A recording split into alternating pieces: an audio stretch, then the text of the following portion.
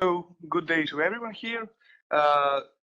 First of all, I would like to say that our chair for this session, Professor Dalibor Đukić, is unavailable at the moment for the best of possible reasons. He's become a father for the third time just this morning, and he understandably has some really pleasant duties to look forward to, and we congratulate him and wish him all the best.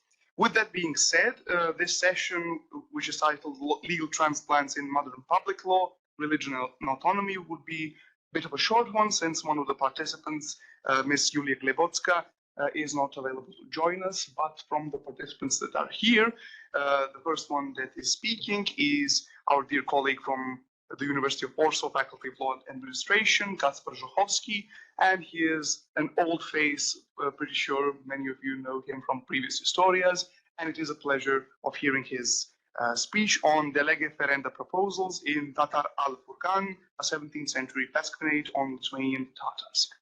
Kacper, you have the floor. Thank you so much, Đorđe, for this kind introduction. I am very glad to be here. Many compliments to the organizers, and I would like to take a little bit of your time with what you just heard and what you see, and maybe I will try to squeeze in into 15 minutes. But if this is okay, maybe 2 minutes more. My research is maybe not that obvious as a topic. Because we've got just some Pasquinade on some ethnic minority and where is the law, but I will get to it shortly. Few words of a short introduction. So, who are Lithuanian Tatars? Maybe for some of you it will be obvious. If so, if yes, if it is so, sorry. But just to be sure, the Tatars is an umbrella term for different Turkic ethnic groups across Eastern Europe and Asia. It is not homogeneous, but it is used. And they first arrived in Lithuania in 14th century from the state, let's call it state of Golden Horde. And what is important, they are Muslims. Later in the time, they will part of the Tatars will take another faiths, confessions, Orthodox or Roman Catholic, but they are basically Muslims for that. When we speak about the Lithuanian Tatars, Tatars in Grand Duchy of Lithuania. So, how big is this population?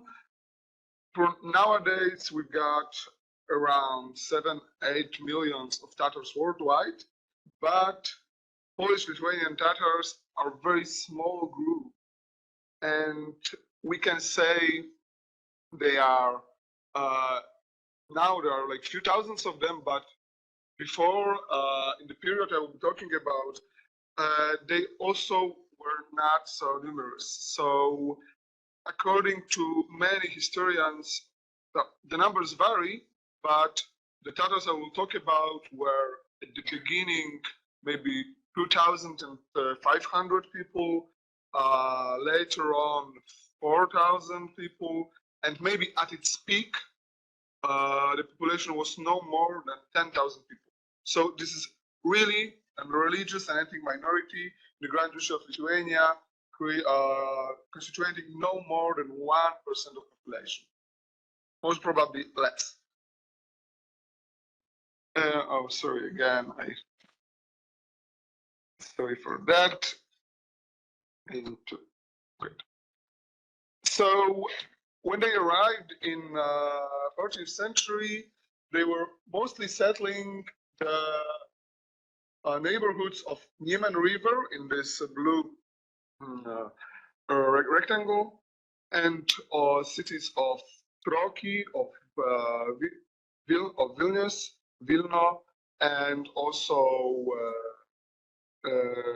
Novogródek, but they were present also near Minsk. But this space on the map is this most important area they had their land on.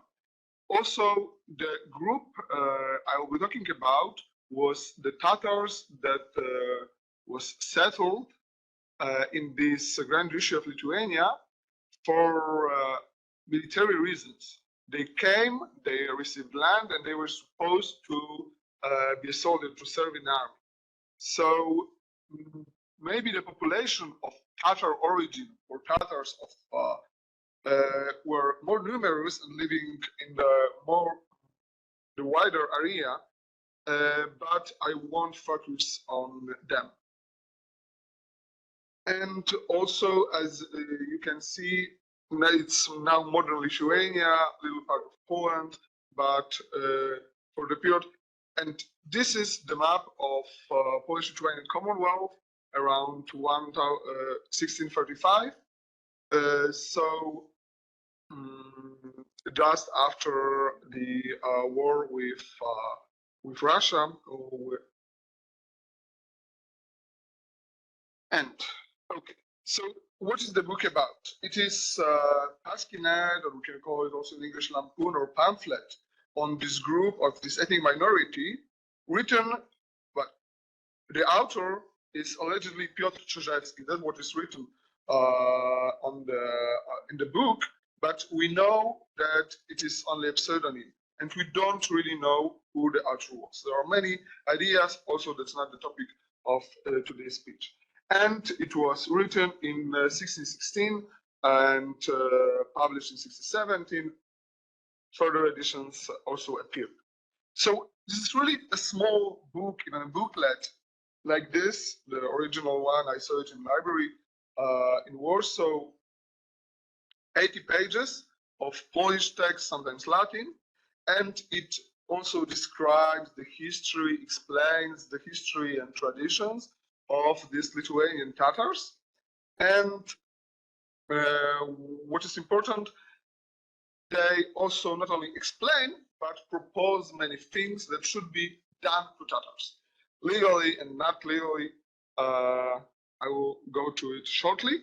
And as for the title, Al-Furqan is the name of the 25th surah of Quran, meaning discerning between good and evil, probably. And this is this title that's supposed to be controversial at the time. So, going to the proper topic of my speech today. Here you can see a list of proposals, what should be done to the Lithuanian Tatars.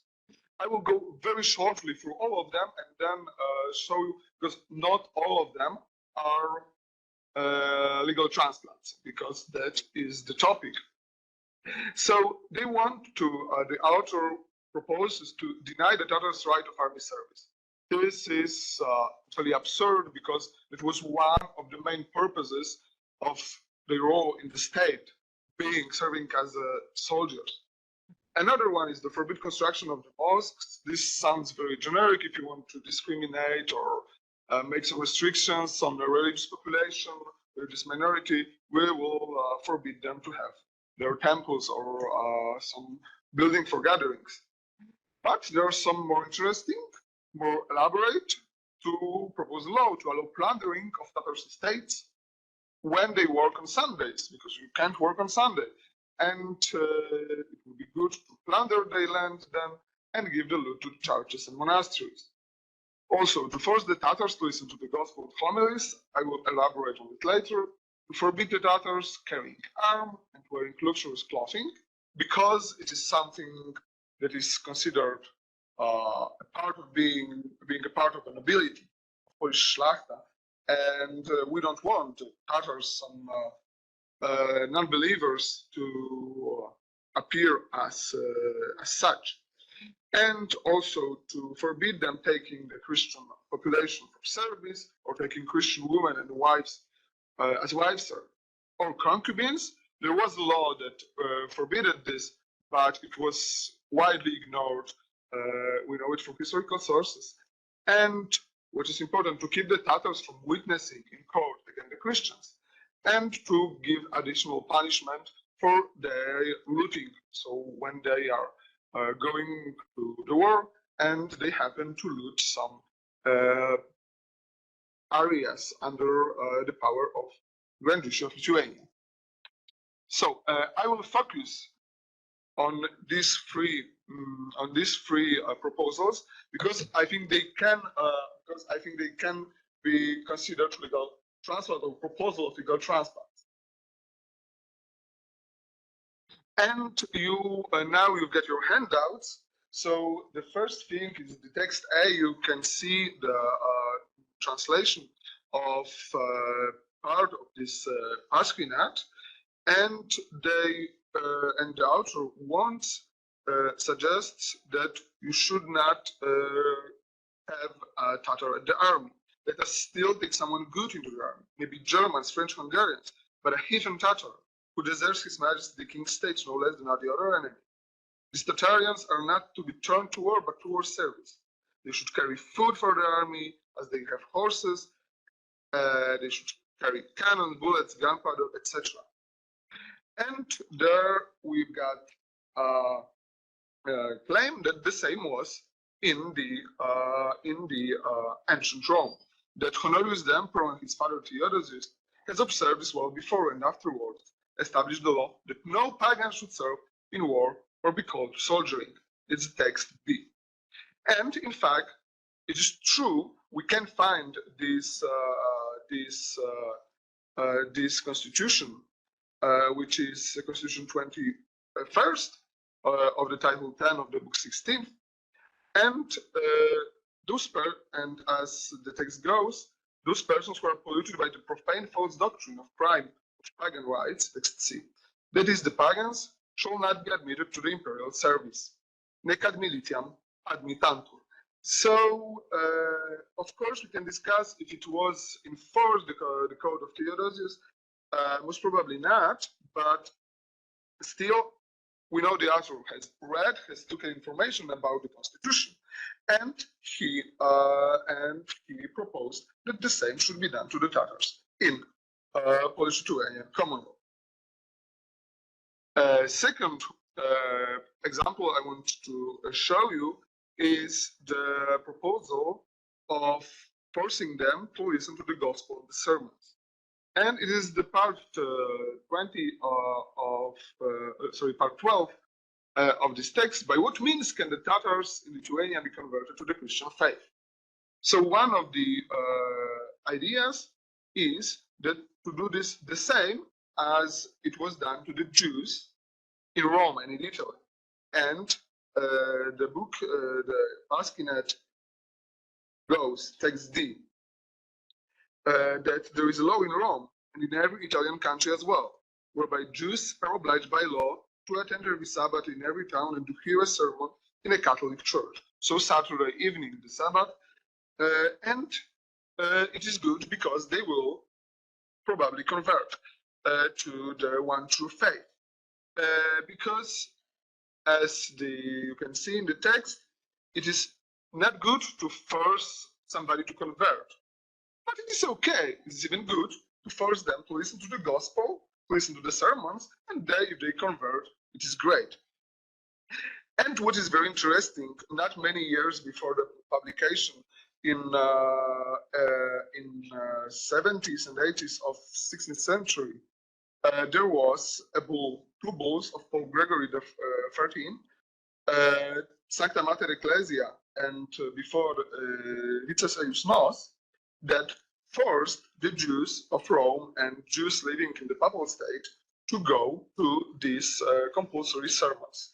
And it was a very wide phenomenon that took place not only in Rome, but later in whole Italy, in Venice, in Florence, to force them to come and listen to the good news. So I think you can see in the text, in text E, English translation of paragraph 2 of this bull.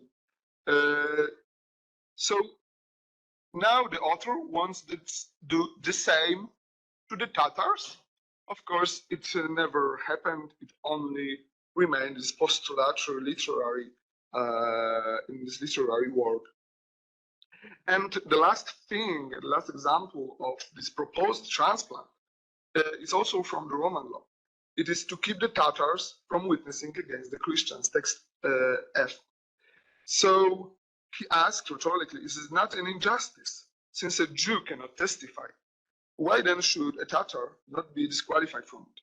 It is an issue because, in fact, those Tatars who had a land and this noble, quasi-noble rights could testify, they had a privilege to testify as a even person to the noble in Polish-Lithuanian common law. And it was very controversial, but we got the Lithuanian statute who simply gave this, who simply wanted to who simply wanted the witnesses to be credible and of good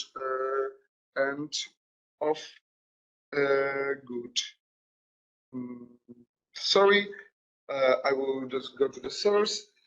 They need to be good, credible, and unsuspected. So it was the same for all kind of people. And we can see that he cites there the constitution from Codex Justinianus. It is a constitution 21st from the title 5 of the first book. And Emperor Justinian also, amongst many others, is text G, many other heretics or simply Jews, and also pagans, Latin gentiles, he forbid to witness against the Christians, with a small exception that you can see in the end of the text. So it was all I wanted to show you as examples, and simply to conclude, I know I simply overtook the time, that this is not legal work. It is Pasquinade, and but why does he in his text cite so many laws and legal thoughts? And I think one of the reasons is that this text is addressed to the Polish noble, who at the time would constitute the law, and during the Sejms could pass the new laws. So in this is the one thought behind this work, that it could make some change into the actual legal environment in Grand Duchy of Lithuania. Thank you, and sorry. And please, if you got any questions afterwards.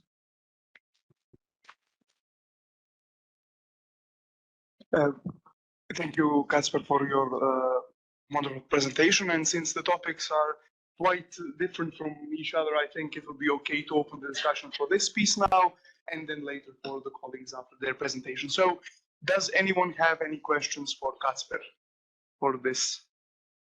Okay, I will abuse my privileges as the moderator and ask one question. Since in two of these three cases, the cited sources are from Roman law, how prevalent was the reception of Roman law in medieval Poland? I think that there are older traces of it still, since we do not typically associate it with a country in this sphere of influence between East and West. So can you tell us a bit more about the origins of these norms? Okay, so you need to cut me if I'm speaking too long, because it's a very wide question. But thank you for this. And I think what you meant is not strictly medieval, or you were asking about medieval, or simply because this is later period. So we know. So the Roman law was taught and was, I would say, to some extent, commonly known by the educated people. It was taught in the law faculties in the Kingdom of Poland. In the Grand Duchy of Lithuania, it is just half of the 17th century, so a little bit later, that the teaching of Roman law started, but still people could travel and study in Italy, etc. So this exchange was pretty important. And I think that what would So the fact that in the first statute of Lithuania, which is the codification of law from the end of 16th century, there was a provision that said that in the cases that are not provided in this statute, in this codification, other Christian laws can be used. And other Christian laws was very often Roman law, because Roman law was considered law common to the all Christian nations. So I would say it was very present. And if somebody was educated in law, he would know Roman law and canon law. So yes, the author of this text is not, but he uses this because it's available. The text of the codes of Justinianic code, of the Herodian code, are present in the libraries in Vilnius, in Warsaw, in Krakow. So it is a part of this, let's say, legal Polish tradition. And sorry if a simple little off top, of course, we have to remember that also Latin was second official language of also of court proceedings, of legal texts. So it is not anything surprising that in these times Poland simply belonged more to this, let's say, Western or this Roman part of legal and also church culture. Okay, thank you so much. Okay, so colleague Franciszek, here you go. Thank you. I have a quick question, maybe not so legal one, but from historical perspective. And I'm interested, where were the Tatar forces organized in the country? I mean, for example, German forces, like combined from German or people of German origin, or Scottish people, were usually organized in the northern Poland, in Western Prussia or Duchy of Prussia. It strikes me as obvious that the Tatars were organized. The Tatar forces were organized in the Ukraine and near the border with the Canada, but maybe they will operate somewhere different. So if you could show some light. Yeah, they were organized as, I don't know if banner would be called correct translation into English, into Ferenda. So the banners, and these banners would operate primarily in the part of this Lithuanian army, so in the Grand Duchy of Lithuania. So also, because this map I showed may be a little bit confusing, because the land of modern Ukraine before in the 14th, 15th century was part of the Grand Duchy of Lithuania. So they would operate in this eastern part, so fighting with Russia, fighting with Ottomans or Cossacks, basically. Thank you. Any more questions? Professor Kushling? So a slightly provocative question. We'd call all these measures discriminatory by today's standards, but what do you think, were they justified or not by the standards of the time? They were discriminatory. It was the purpose of this Pasquinade. And what is important is that because we have this Pasquinade as a literary text, is meant to be provocative, to be derogatory, and because we've got also some kind of so less legal parts when they're called like onion nobles. Tatars are onion nobles, or there are stink of goat. So this is this kind of literature of genre, and the actual situation was very ambiguous. So we know that the legal practice was very, let's say, benevolent toward the Tatar populations. If they had the money, they had land, they could function very well. They had a lot of privileges, of course, not political ones, but even there was a law that forbid taking a Christian woman as a wife. But we know a lot of people, there was a lot of mixed marriages because simply the Christian population didn't want to go by the law. And the same was with some limitations to economic aspects like trading.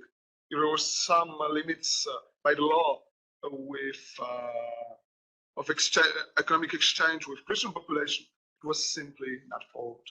So, and still, of course, we can see some, let's say, anti-Tatar movements, but they are there because the situation was good and they were important. Thank you. So, sorry, it would be considered by the readers as something derogatory, discriminative, and it was the purpose of it. Thank you. Any more questions? Last chance. Okay, so if there are no more questions for our dear colleague Kacper, I would like to give the floor to our own students from the University of Belgrade Faculty of Law, Relja, Jarkovački, and Milan, Radivojević, and their topic is the comparative analysis of territorial autonomy, examples in Serbia and in Italy, Vojvodina and South Tyrol. This paper has received the Alan Watson Foundation's award as the best paper in the field of legal transplants of all the student papers in the previous year. So no pressure. You have the floor. Thank you very much. And first of all, I would like to explain to every one of you why my colleague and I choose to compare these two regions.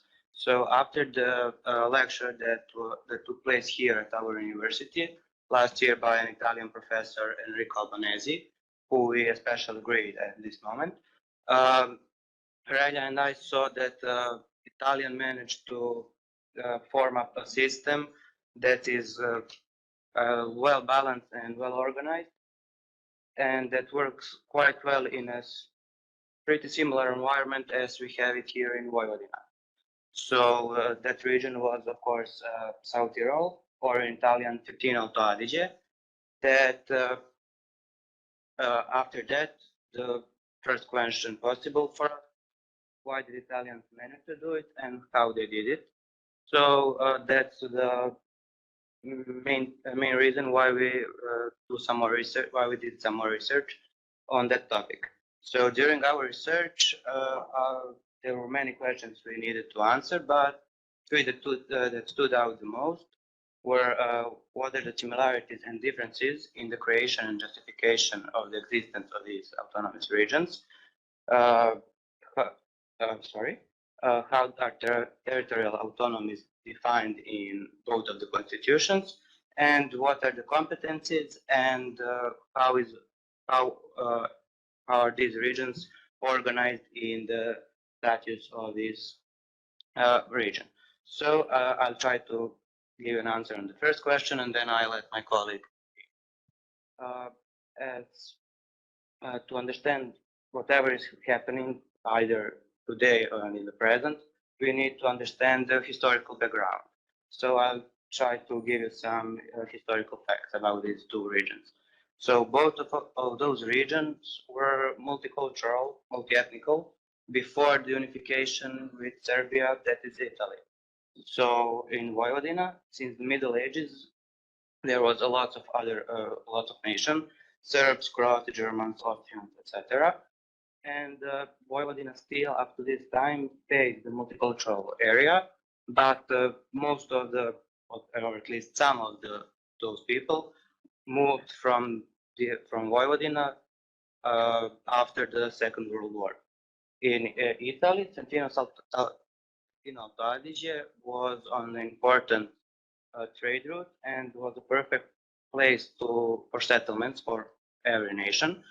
So lots of them settled there, but up until the First World War, the three main nationalities there were Italians, Austrians, and Ladins.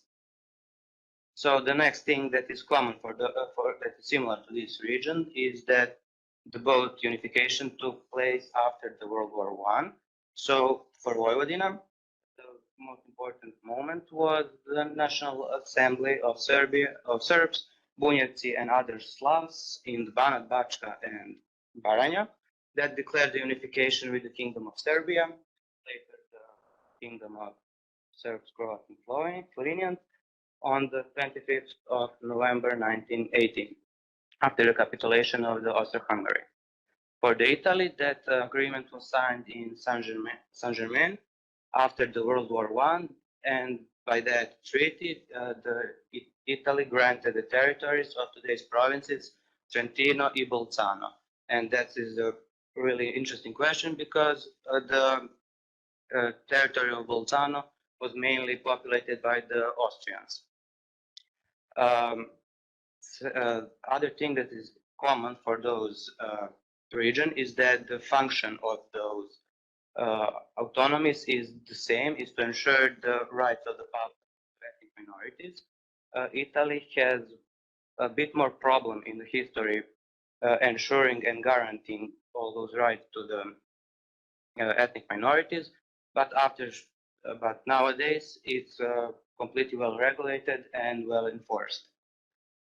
Trentino Alto Adige has a bit more dynamic history, let's put it that way, because of the fascist regime that took over Italy in 1922, and many Austrians who lived in Trentino Alto Adige were exiled to Austria or even moved by a bilateral agreement between Hitler and Mussolini.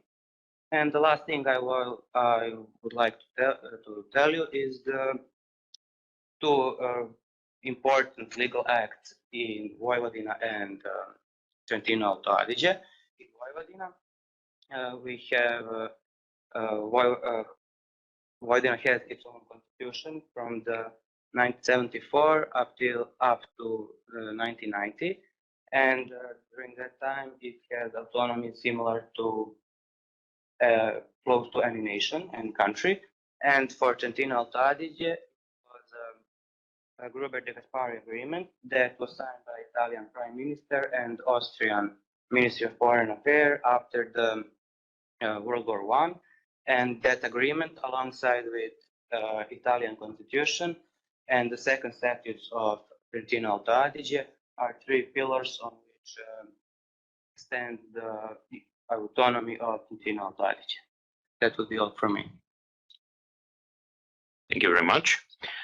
So what will I answer you? The other two questions that we have, one of them is how are territorial autonomies defined in the relation to the constitutions of Italy and Serbia, and what are the competences of the autonomous territory and how its organization in relation to the statute of the autonomous territory.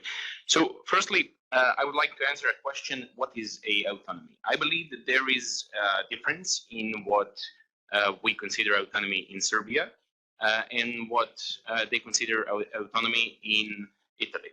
In Italy, I would define it mostly something like it would define as a regionalist definition or a regional theory, when in Serbia we have more of a theory of decentralization. I will explain it right now. So in Serbia, when we ask what is autonomy, that would mostly be fulfillment to state power.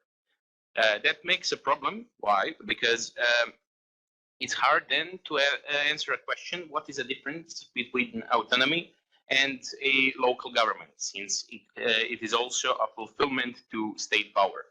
In Italy, it is a bit different. A definition would mostly be that autonomy is a autonomous territory, would be a territory which is self-regulated with the framework of constitution. That is very important to say framework, because autonomy works, it has its own regulation, meaning they have their own laws, and it's inside of the constitution of Italy. It's much different. Some would say that is closely to federalism. It would not be, because it would be federalism in this definition. That would mean that federal states are also part of this framework. Here, regions, every region in Italy has 20 regions. Every region is part of this framework. It is inside and it is working only in this inside of this framework, if we can imagine it like that.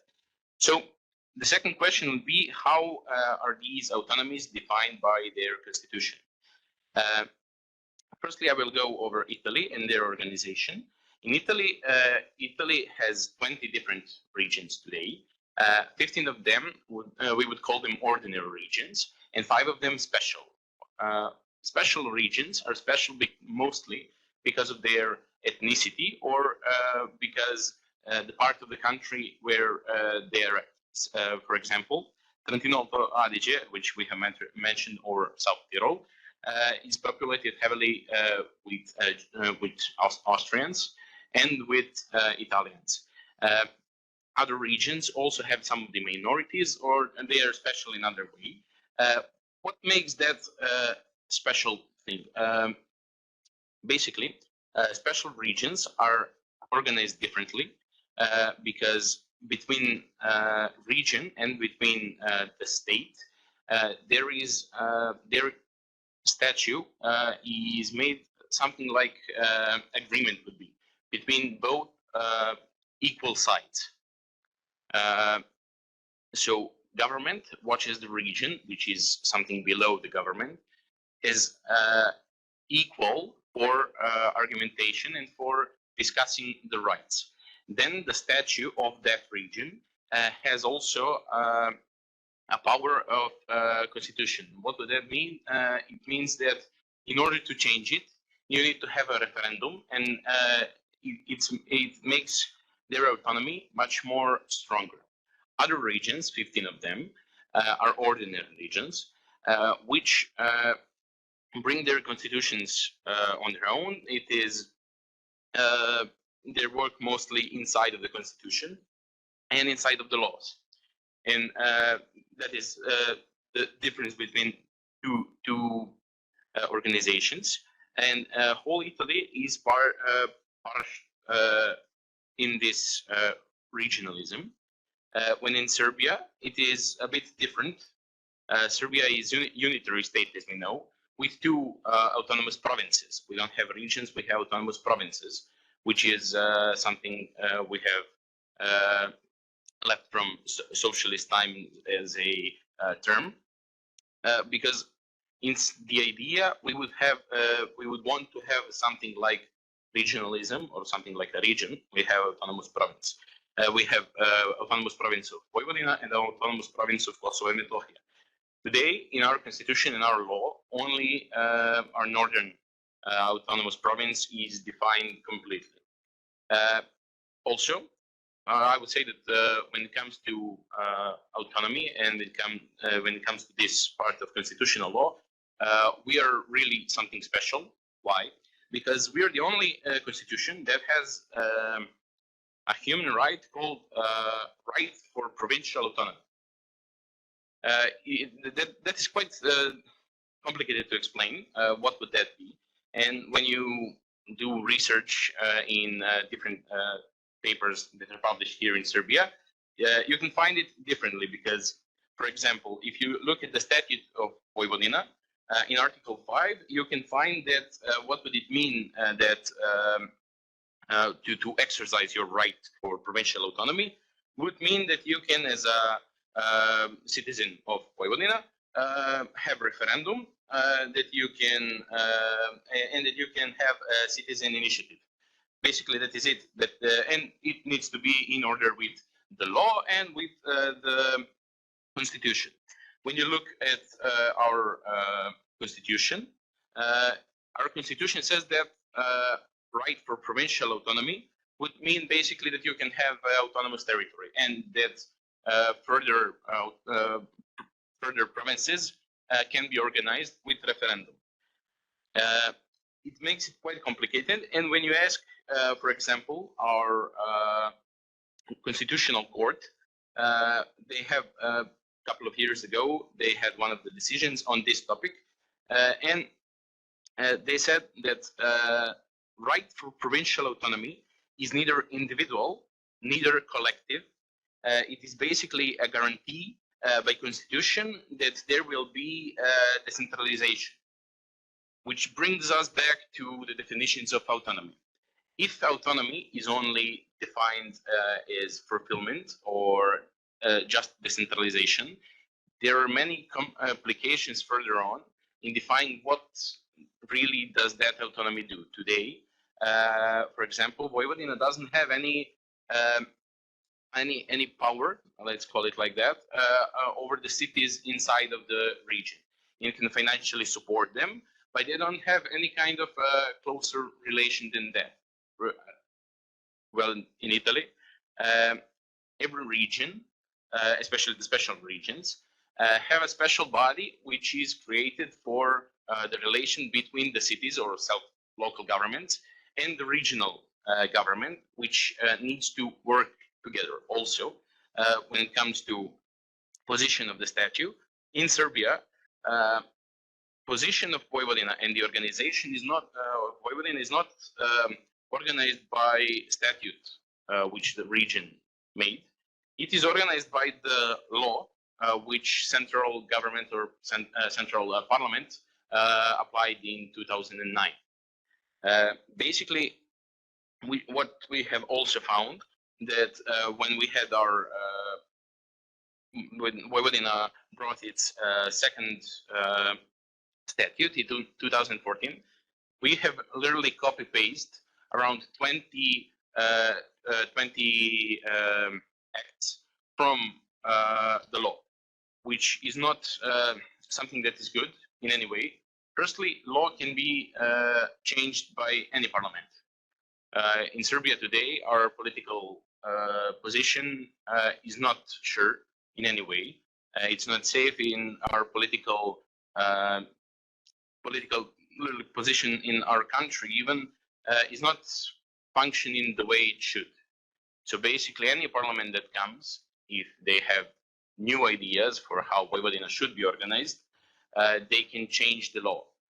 That does not give a real autonomy in any way. That just puts something on paper that exists. We have political bodies in Vojvodina that exists, but in a legal way, watching their power of doing is very little. Every organization that they can do in Vojvodina needs to be in order with every law and every way the central government organizes it. For example, in Vojvodina, we have really rich agricultural goods. We cannot organize it in Vojvodina ourselves. Citizens of Vojvodina cannot organize it. It needs to be basically in order with central law that's about the agricultural topic and other topics like that. Also, something of a difference between Vojvodina and South Tyrol. In South Tyrol has all the I'm sorry. So all the most of the taxes which they collect from the people from different positions goes to the region. Region can organize it. Most of the taxes goes to them. Also in South Tyrol, organization of roads, of mines, of tourism, and many other things which are really financially good for the region and for the organization. All the finances from that organization goes to the region. So they really do work like an autonomy. And when we look at Vojvodina from taxes, Vojvodina is by constitution required to get from the central from the central government 7% of all taxes collected, which does not really give it autonomy. It basically, it would be like when you give a child money for lunch. You can have this much and you can spend that much. It does not leave a program or place for further organization or succeeding. One last thing I would say, and I will finish since we have gotten a bit time over, I'm sorry. One of our professors from the 20th century, one of the most famous ones, Slobodan Jovanović, in one of his monographies, has stated, asked a question, what would be a population of one country? How would we define it? He defined that a population, independent from what ethnicity they are, Population are the people under one government, under one rule, and that would be population. That would be population today, and I would agree with that theory. And in that population would be independent of language, cultural, or historic identity, because they are under one government.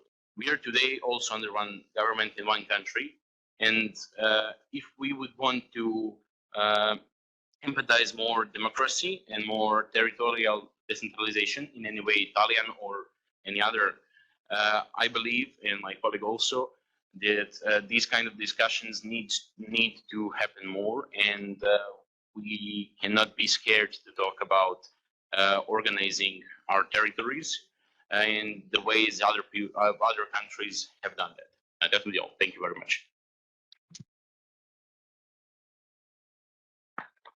Okay, thank you, Relja and Milan. And Vojvodina stays a hot topic even today. So I think that the discussion should remain civil and it will be fruitful. So with that, the floor is for all the spectators. Do you have any questions?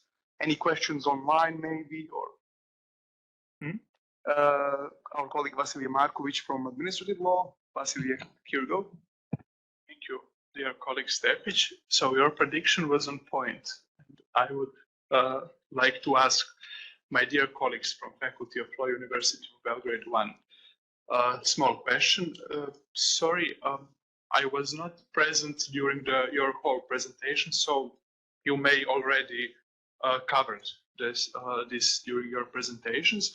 And if I understood well, the main focus of your comparative analysis was on improvement of some solutions in Serbia and the Lege legal framework when it comes to the territorial autonomy and the legal status of Vojvodina, based on how it is done in Italy. And your comparative analysis is mainly focused on a prescriptive manner, which can be discussed further, but that is not something that I want to ask. I want to go in a reverse direction and to ask you, once again, sorry if you covered it all in your presentation. I wanted to ask you, can we talk about some vice versa direction, and can we talk about some quite unique solutions which exist in Serbia and in Vojvodina, which can be transplanted in the South Tyrol? What do you have in mind? You all know that we have in Vojvodina and in entire Serbia a unique form of non-territorial autonomy, national councils of national minorities.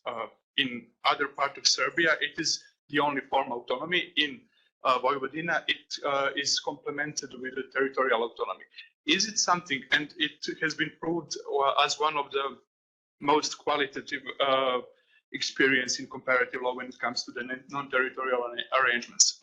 Can some examples from Vojvodina can be implemented in South Tyrol based on your intention to do a comparative analysis between South Tyrol and Vojvodina?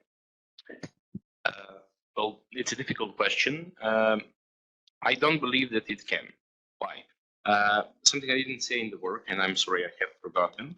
The way the organization in South Tyrol is organized, basically the region is divided into provinces, Bolzano and Trento. One of them is mostly populated by the Austrians, and one of them is mostly populated by the Italians. Two of the provinces and their bodies, meaning provincial parliament and government, create a regional parliament and government. So their organization in that way, I don't think that we can apply it because they have already a unique way. But but I believe that the example that we have in Vojvodina, meaning that ethnic, I'm sorry, help me, how this is called in certain National councils. Yes, national councils. Sorry. So when it comes to national councils, I believe that in some other areas and in some other countries, that can be applied as a successful organization. I believe that, for example, Hungarian National Council, we have in northern part of our country, is indeed successful in helping and organizing Hungarians in protecting mostly human rights, which is something that we want to do. I don't think if I have answered your question. That would be enough. Thank you. Some more questions? Kacper?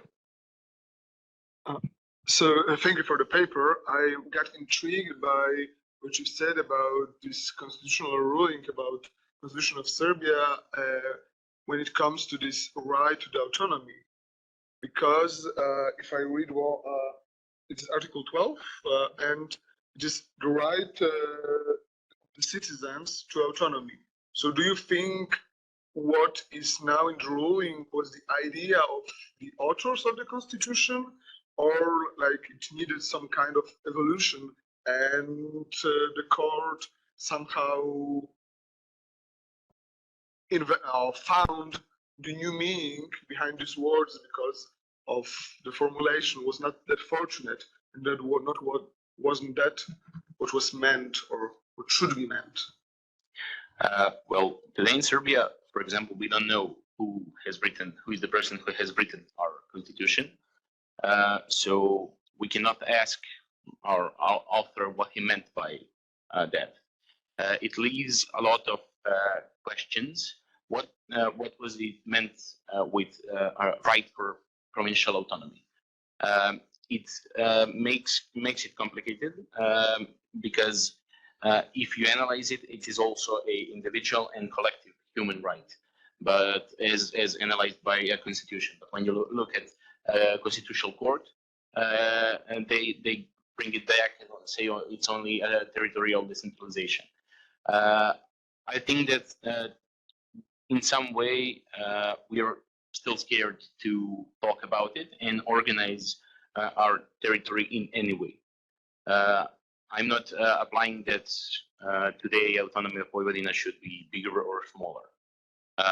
Since in Vojvodina today you have around 80% of Serbian population, so it is not a big requirement for example, like in South Tyrol, where they have like 50-50 population of Italians and Austrians.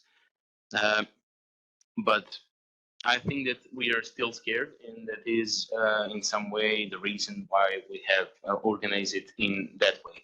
I also think that this way of writing is not good, not goodly done by any lawyer, because if I believe that every constitution and every law in some way needs to be written in a language that everybody can understand, or most can understand. I believe that if you give this to ordinary citizen with the middle with average knowledge, he would be really confused, and he wouldn't be able to explain what is the difference in our constitution between province and local government. That leaves a lot of problems for further on, but yeah, I don't know if I answered your question. That would be around it. Yes, you did. Thank you. And if I may jump in at this point, since in Serbia we have a saying, I will talk on my knee if I wait a bit more. This was a nice presentation, but again, be wary of some things, because there is difference, and our colleague Vasily from administrative law knows this better than anyone, between the decentralization of power, deconcentration of power, and autonomy. So you have approached, I think your approach is mixed between these categories, and in the future it could be better to just stick to one part of this discussion. Should there be more decentralization, local decision making, or autonomy in the narrowest sort of meaning? But the thing with why I think the comparison, with all due respect, between South Tyrol or the Trentino Alto Adige and Vojvodina kind of misses the mark, because the circumstances are quite too different. And the thing is that in Italy, as our old Professor Jovic would say, he often uses examples of Spain and Italy as sort of regional states. So something that is halfway between autonomies and not yet over the threshold of federalism. So in Italy, it's a symmetrical autonomy, at least on the basic level. So we have the entire country, which is this network of regions. Some of them have special status. Some of them are just basic regions. But in Serbia, the autonomy is asymmetrical.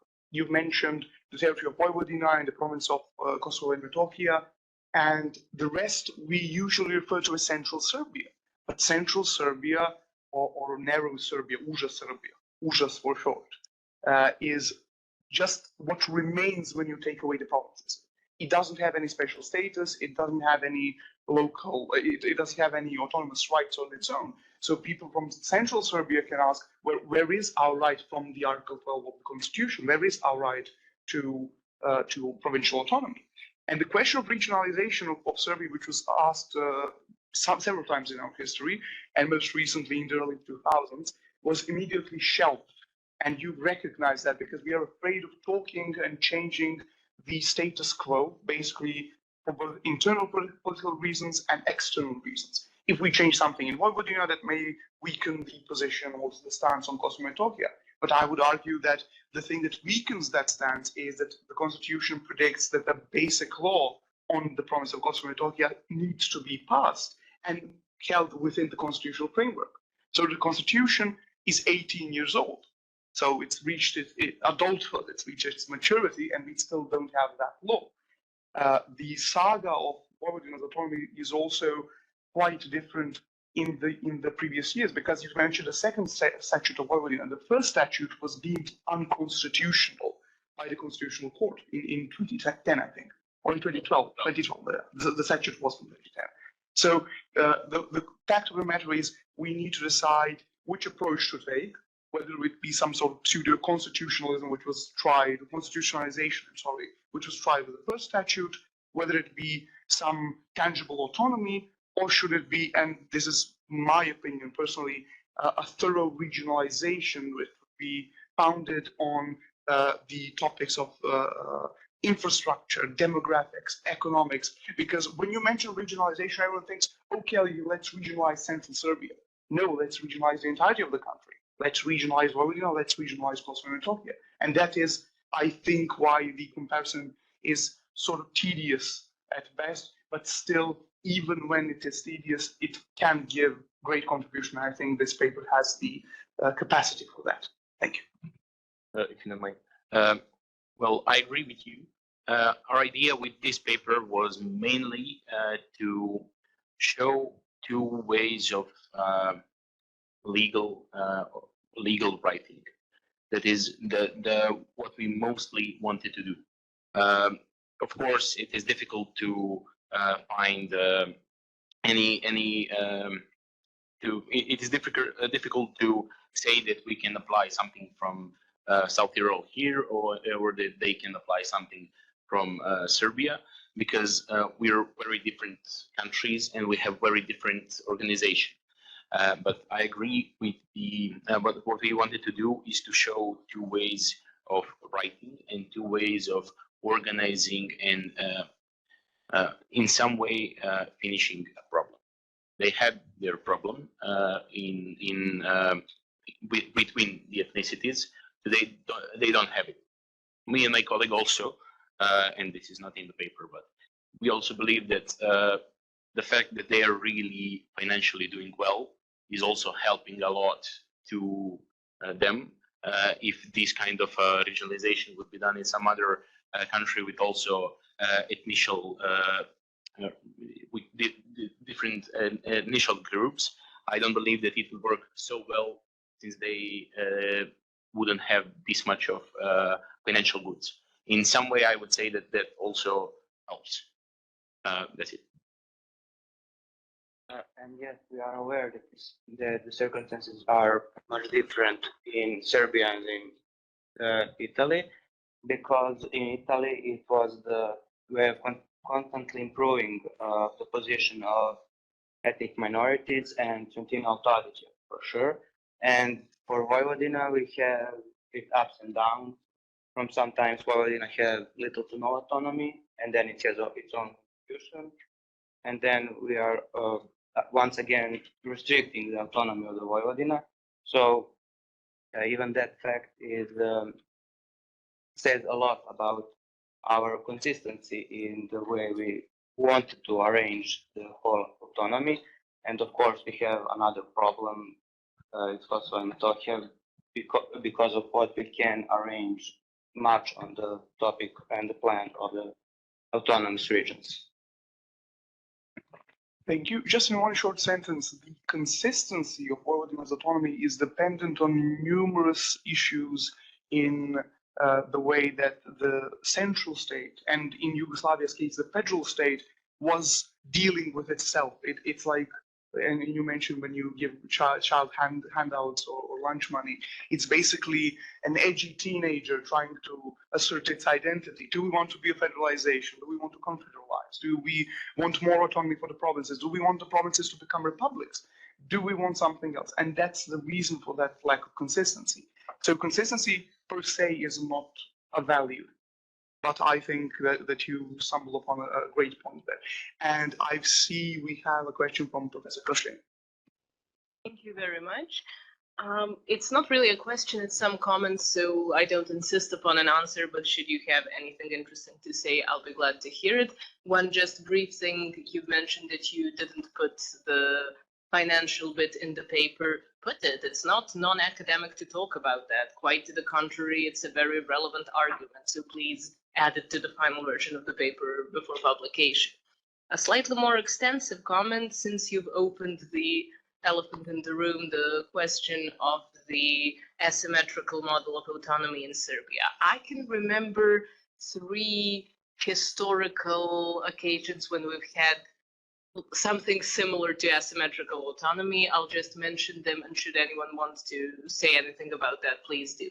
The first one is medieval Serbia.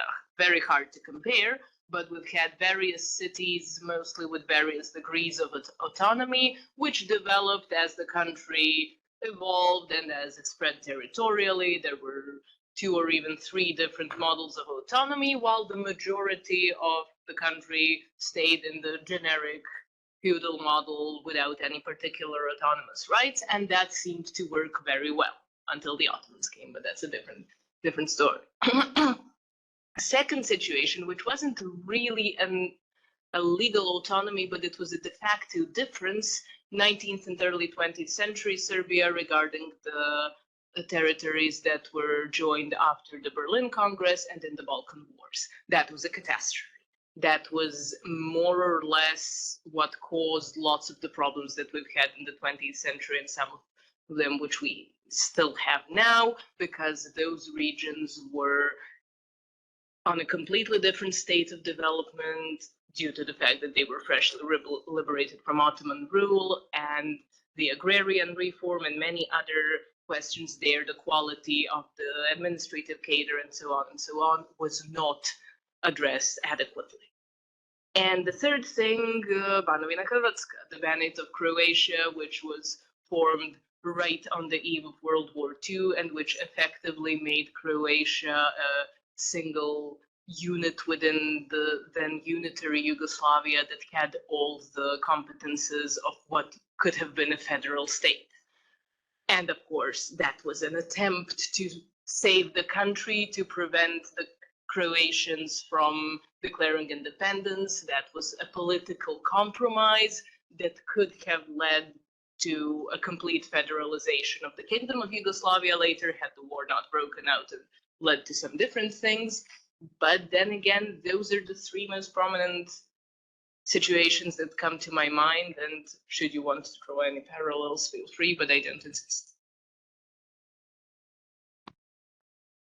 Yeah, well, in our paper, we have mentioned in the beginning that the idea of autonomy in any way is not new to Serbia as a country.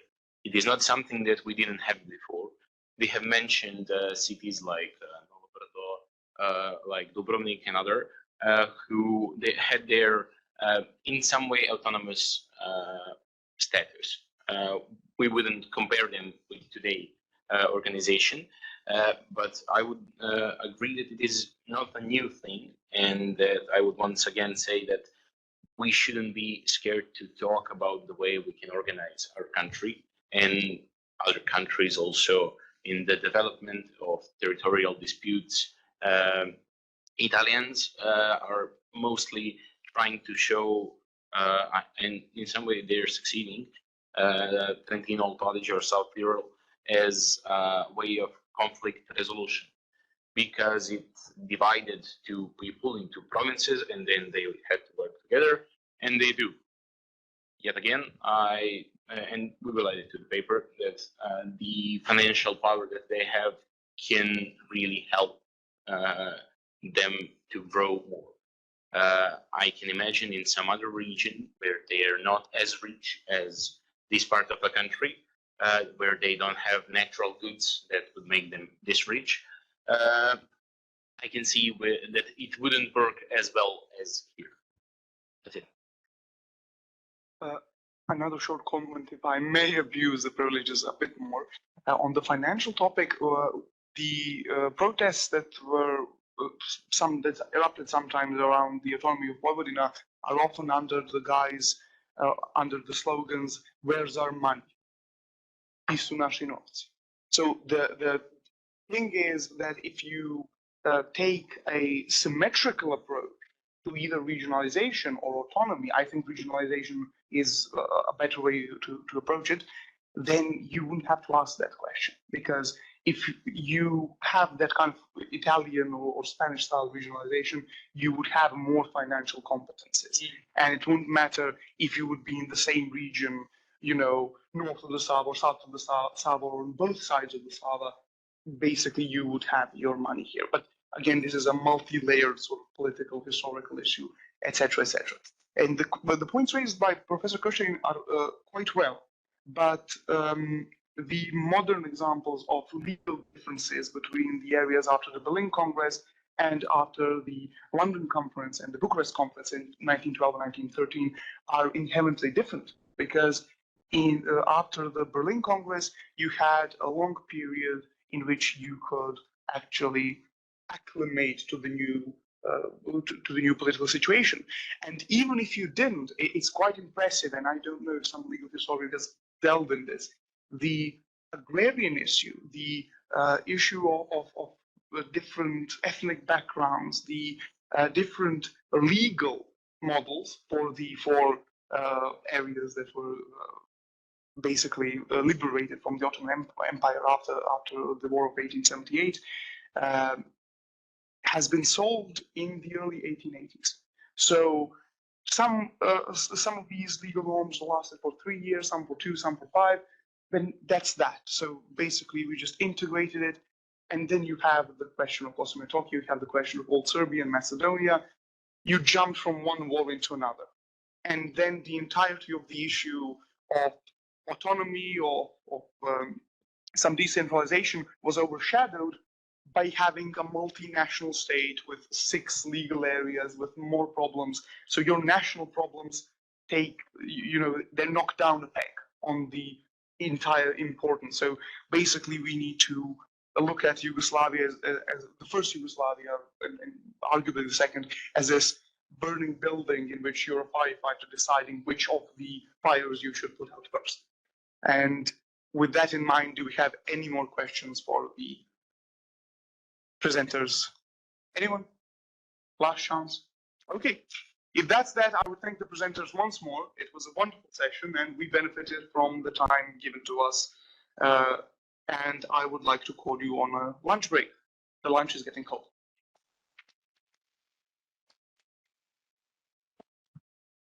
Just briefly, since this is the last English session for today, and I presume our foreign participants won't be staying for the Serbian one after lunch, I'd like to thank all our foreign guests for coming, for all the interesting contributions, both with their papers and their discussions. We invite you to send your final versions of the papers for publication in the Herald of Legal History. You can see the banner over there. And should you have any questions or issues, feel free to ask us. Have a nice trip home. If you haven't taken your participation certificates, please do, and hopefully see you next year.